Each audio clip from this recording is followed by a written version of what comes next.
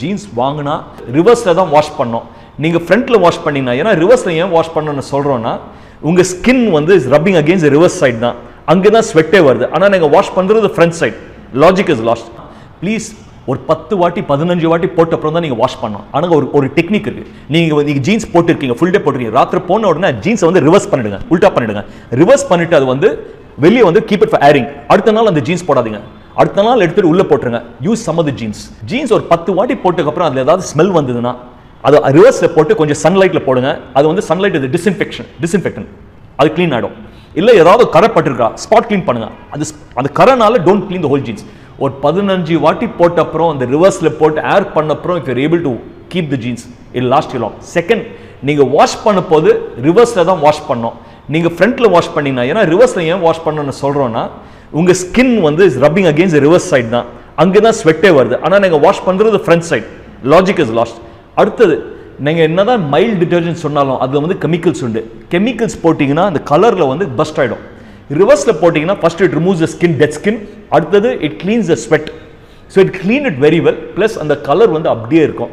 So ஒரு jeans நீங்கள் வாங்கினீங்கன்னா 2 வருஷம் இல்லாமல் இந்த மாதிரி வாஷ் கேர் பண்ணிங்கன்னா 5 வருஷம் 6 வருஷம் தாங்கும். அப்போனா 10 டைம்ஸ் போடுறது கரெக்டு தான். Absolutely correct. ஆனால் அது வந்து பார்த்துக்கணும். ஆனால் வீட்டிலலாம் துவைக்கும் போது ஜீன்ஸ் எதுவும் பேண்ட் வாங்கிட்டு வந்துட்டோம்னா திட்டுவாங்க, எப்போ இதை துவைச்சி காயப்படுறதுக்குள்ளேயே அவ்வளோதான்ப்பா அப்படிங்கிறது மாதிரிலாம்.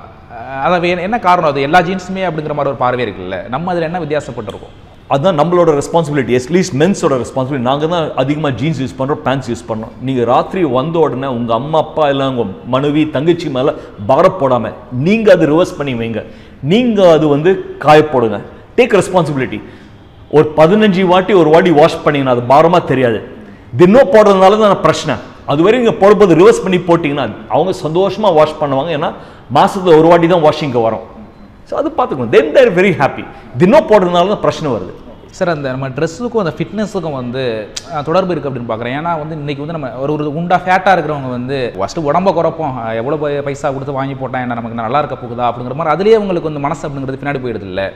அதை கனெக்ட் பண்ணி பார்க்கணும். எப்படி நினைக்கிறீங்க? அதை ஃபஸ்ட்டு வந்து குண்டா இருக்கணும் இல்லை ஒல்லியாக இருக்கணும், that is not fitness for me. Fitness is நீங்கள் ஃபுல் டே வேலை பண்ணோம்ல, 24 மணி நேரம். அந்த 24 மணி நேரம் உங்கள் உடம்பு இருக்கிறது உங்களுக்கு தெரியக்கூடாது. That is fitness for me. ஜிம்மில் போயிட்டு ஒரு ஃபிட் பாடி இருந்தால் தான் அழகாக இருக்குது இல்லை.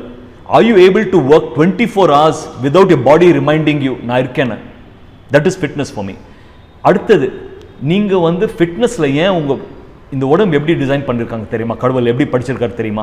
அந்த உடம்புக்கு ஒரு வாய் இருந்ததுன்னா அது சொல்லும், என்னை வந்து 1 மணி நேரம் பார்த்துக்கோங்க, நான் 20 மணி நேரம் உங்களை பார்த்துக்கிறேன்னு. ஸோ 1 மணி நேரம் உங்கள் உடம்பு கொடுத்துட்டிங்கன்னா, ஒரு ஃபிட்னஸ்க்கு ஏதோ யோகா பண்ணுறீங்களா, சைக்கிளிங் பண்ணுறீங்களா, வாக்கிங் பண்ணுறீங்களா, ஏதாவது பண்ணிங்கன்னா it will take care for 23 hours.